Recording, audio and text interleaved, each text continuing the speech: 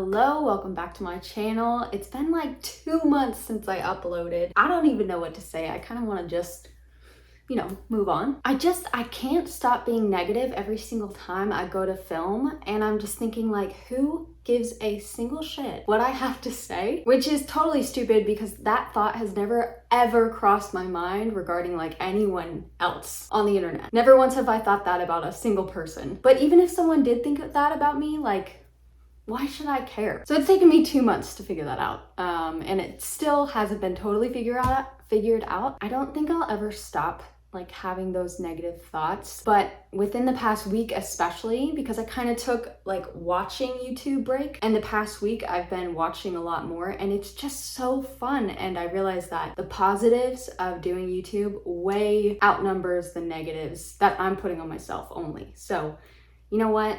I'm just gonna do this, and I'm glad that you're here, and thank you for your patience. Okay, we're getting into April TBR. It's already like a week in. Right now I'm in the middle of Eclipse, very important literature. So let me talk about some YA fantasy I want to read. These are all very popular series, and I'm sure you've heard of them. We're starting off one that has been on my TBR a few times now. It's Throne of Glass by Sarah J. Maas, and that's the author of Crescent City, House of Earth and Blood, which was one of my favorite books last year. However, I DNF'd this, like twice last year. I was listening to the audiobook. I haven't tried the physical one, but I know it's gonna get good. This is about Selena. She's an assassin, and she is in prison at the start of this book. I think the prince comes by and he says that there's this contest to be the king's guard, something like that. And so they want her to be a part of this contest because she's like a total badass. So she goes to like the kingdom, then the contestants start like dropping dead. And so there's a mystery going on, and then the part that I DNF'd at, there started to be some sort of magic going on. And I remember I was really confused because they were also ghosts. I was not understanding. And then there was also like a hint of a love triangle, which I also wasn't vibing with. But you know what? I don't care. I am just going to have fun with this and know that it gets better and better and better. And I know I shouldn't doubt Sarah J. Maas. Like, what am I doing? And then another book that I actually DNF'd as well. This was a couple years ago. It's The Cruel Prince by Holly Black. I also started this book by Holly Black last year. I didn't DNF it. I just forgot about it. Sorry. But what I did read, I actually really liked her writing. So I'll try to focus on that when I read this book. So this is about a girl. I do remember vividly reading this first chapter. She's like 7 years old. She's with her sisters, and she watches her parents get like brutally murdered, or her mom or something like that. And the person who murders them is this Fae king, and he takes the children and brings them to the Fae world. And then there's like a 10-year time jump. They're humans in this Fae world, and they're like really looked down upon, but our main character really wants to get like on the court, or I don't know exactly why, but she has to get closer to the royal family, including the prince, and she hates him. So I don't know if that's the love interest, like they're haters to lovers. I do know that this is a series, and I have heard that though the first book isn't everyone's favorite, it does get better and better and better. So excited for that. Then we have Shatter Me by Tahereh Mafi. I am so excited for this one. Again, this is another one where I heard that the first one is fine, but it gets better and better and better. This is the author of This Woven Kingdom.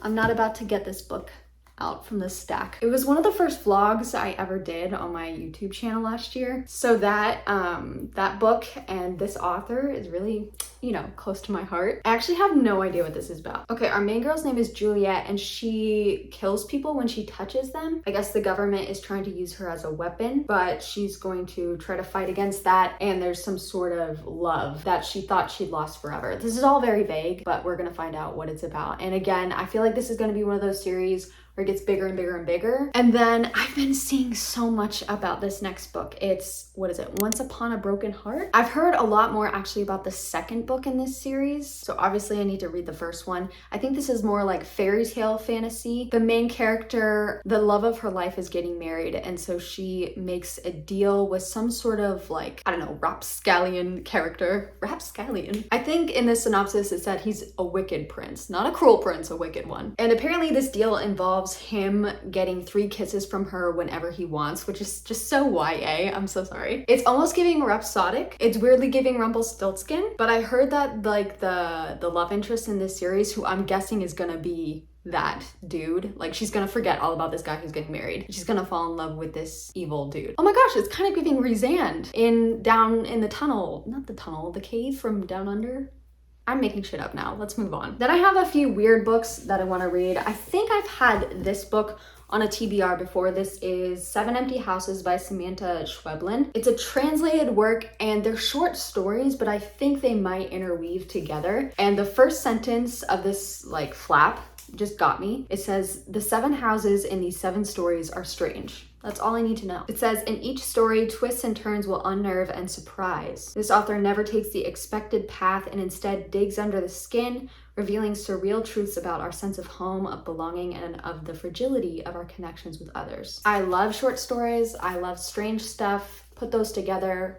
I'm very excited. And then I got this tiny little book called The Hole. I just love this cover. It's just fake grass. Maybe it's real. This is a Japanese book, I think, about like Alice in Wonderland. Or it's like a retelling. Our main character, Asa, and her husband, they move to like his parents' neighborhood or something like that. She comes across a strange creature, follows it to the embankment of a river, and ends up falling in a hole. In this series of bizarre experiences that follow, Asa begins to question her role in this world and her own sanity. It's short, it sounds strange. Hopefully she becomes stronger like Alice does. I want that development. And then we have Big Swiss by Jen Bagan. I think I've talked about this. I just fucking love this cover. And there's like little bees on the side. This is about a woman who is a transcriber. I don't actually know if that's what it's called. She transcribes like sex therapy sessions. And so she's sort of come up with this obsession and fascination with one of the therapist's clients. And she calls this client Big Swiss because she's from Switzerland. And I think she finds out some more information and kind of like stalks her and approaches her and like pretends she doesn't know who she is and tries to like come up with this orchestrated meet cute moment.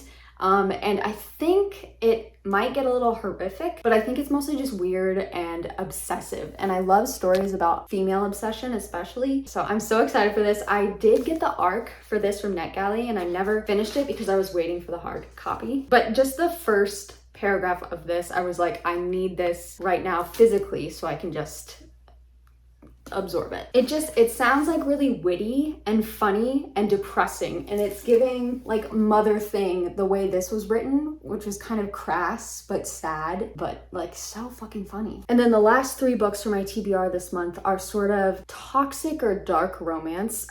First, I need to talk about something. So last year I read Magnolia Parks. I gave it a 2-star. I could not put it down. Magnolia herself, the character, bugged me so much. Despite that, I did buy Daisy Hates. And last month I ended up reading it and I really, really liked it. I like Daisy. I love Daisy. I tabbed some things. I'm still giving it like 3.5 because I'll talk about this more in a video in a couple weeks about books I've been reading lately. But anyway, I just want to say that I really do like Jessa Hastings' writing. It's like I'm committed to this series. And so I have to continue to get to the 4th book, which I did purchase. I have to read the 3rd book. Magnolia Parks, The Long Way Home, Back to Magnolia and BJ.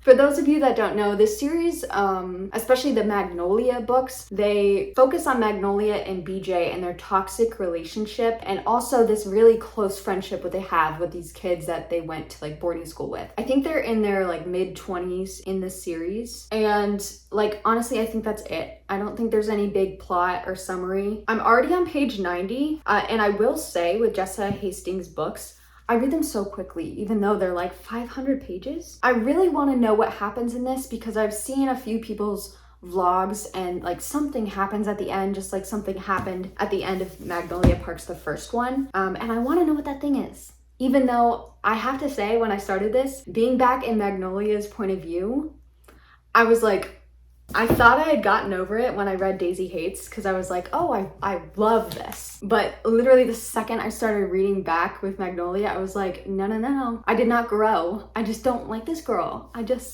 She annoys me. Please don't hate me for saying that. Like, I'm hoping I end up loving her by the end of this. I will say I love her dedication to knowing exactly what everyone is wearing all the time. I've heard some people say that's really annoying. I love it. I love her describing the exact brand and style and color of everyone's clothing, because then I can Google it and it's like actual clothing from designers that I can like fully picture. Absolutely love that. Interestingly enough, BJ, who also bugged me in the first one, like there's a sort of explanation for his behavior in this one, and I feel like he has matured a little bit.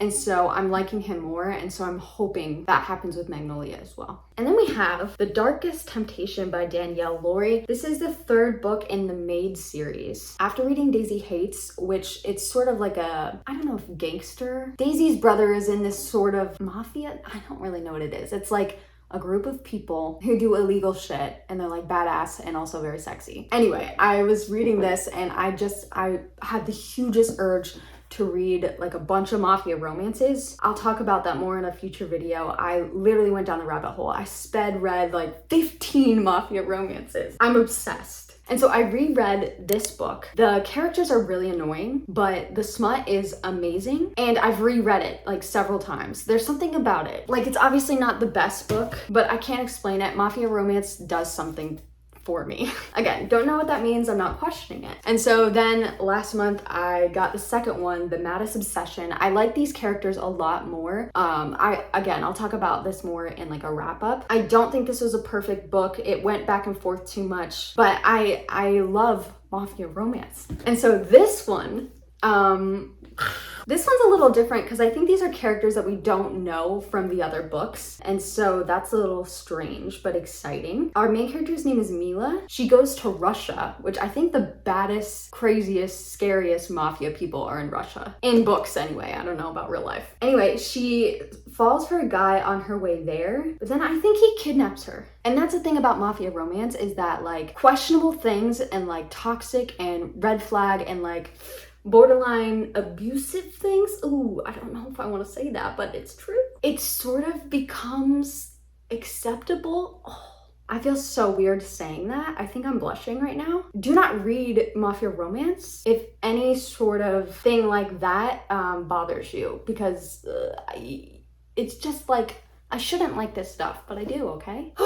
Okay, calm down. Okay, and then also another series that I've been completely binging is, oh my god, what is it called? The Brutal Birthright series, the Stolen Heir, Brutal Prince, that whole series. I'm on book like 6 or something. But Sophie Lark, who's the author of this series, she has another series called There Are No Saints. It's this cover. I'm really confused about what is going on in here. The description on Goodreads, it's like, it's written from a point of view, but there's like 3 people involved and I'm just so confused at what's going on. But I think it's about like a serial killer who stalks someone. So again, dark romance is for me, I guess. I am weirdly so excited for this. Okay, that is it. Those are the books I'm planning to read this month. And I actually think I'm gonna be completing a TBR for like the first time ever. So wish me luck. I have a few things coming your way. I have a book haul coming in a few days. I'm so excited for it. I went nuts. I bought like 13 books like an hour ago online.